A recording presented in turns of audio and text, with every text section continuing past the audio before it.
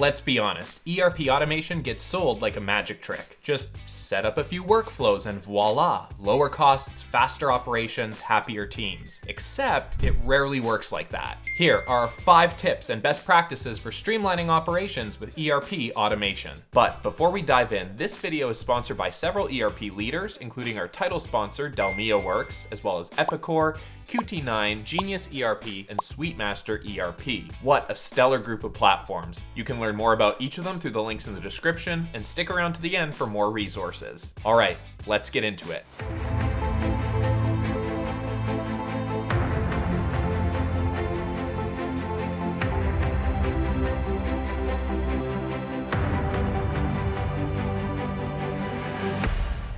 Number 1, automate based on bottlenecks, not what's cool. The first rule of ERP automation, don't automate for the sake of it. Start by asking, where is our process breaking down? Are POs piling up waiting for approvals? Is inventory reordering always reactive, not proactive? Are invoices taking too long to clear because data is rekeyed? That's where automation belongs. For example, if supplier invoices consistently delay month-end close, then configure a workflow to auto-match invoices against POs and receipts, then only flag exceptions. Or if production downtime is creeping up, set up automated maintenance triggers when machine metrics cross thresholds. That's not just automation, it's capacity protection. Number 2, automate repetitive transactions, not judgment calls. Not everything should be automated. If it requires discretion, like adjusting a customer's payment terms, keep it human. But if it's repetitive, time-sensitive, and rules-based, then automate it. Here are some examples of what to automate in ERP.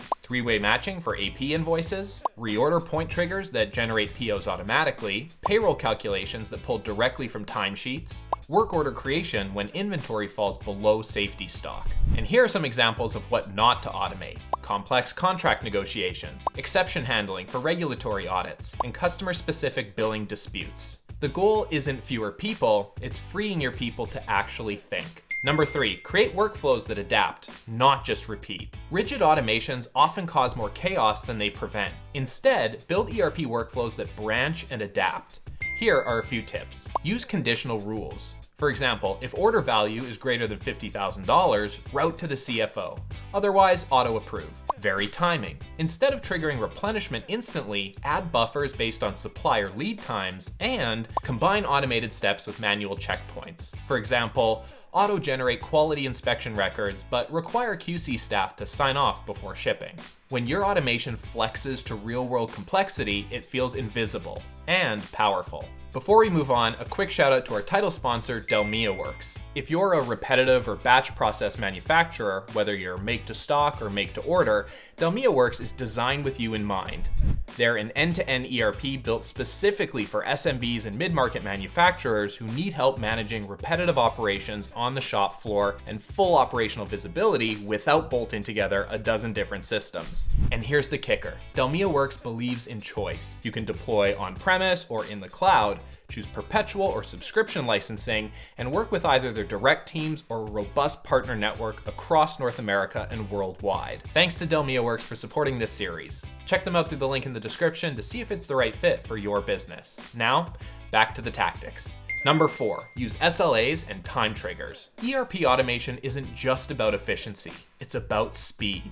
Build SLAs directly into your workflows. Here are a few examples. If a work order is idle for more than 2 hours, escalate to the production manager. If a shipment hasn't been picked after 24 hours, trigger a warehouse alert. If an AP invoice sits in review for more than 7 days, auto-remind finance lead. If customer order closes, then trigger automated survey or service follow-up. You can even define different SLAs for VIP customers or critical suppliers. That way, the system knows who to prioritize automatically. Number 5, set guardrails so automation doesn't backfire. Automation without safeguards is a recipe for operational disaster. Here's how to bulletproof your ERP automations. Add suppression rules. For example, don't reorder if a PO for this item is already open. Test every workflow path with sample data before going live. Add ownership checks. Pause if approver is on leave or escalate if order owner changes. Track errors with system alerts when automations fail, so you can catch problems before customers do. The strongest ERP automations are the ones you can trust even when people aren't watching. There you have it, 5 ERP automation best practices for streamlining operations. Focus on bottlenecks, automate the repetitive, build adaptive workflows, embed SLAs, and always set guardrails. One more big thank you to the ERP sponsors who made this series possible, including our title sponsor, DELMIAWorks, as well as Epicor, QT9, Genius ERP, and Suitemaster ERP. Each of these brings unique value depending on your industry and use case, and we've included links in the description. That's it, that's all. See you in the next episode. Cheers.